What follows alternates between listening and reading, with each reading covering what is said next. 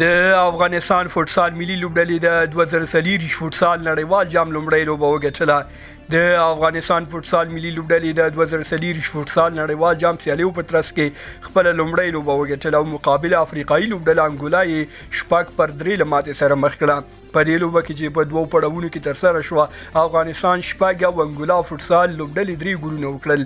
د افغان لوبډلې لپاره لومړی ګول په 2مه دقیقه کې د اکبر کاظمي لخوا ترسره شو.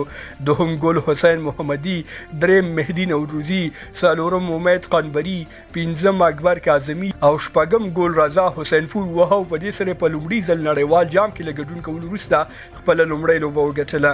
د دې مهمې او په زړه پورې لوبې غوره لوبغاړی اکبر کاظمي ونومول شو. افغان فوټسال ملي لوبډله به په خپله دوهمه لوبه کې د راتلونکي چهارشنبې په ورځ تر ټولو سرسخته سیال ارجنټاین سره مخ شي. له ملتیا مو نړۍ مننه، شیر او سبسکرایب مو هیر نشي. تر بیا ښې جارې لویه لامل شه.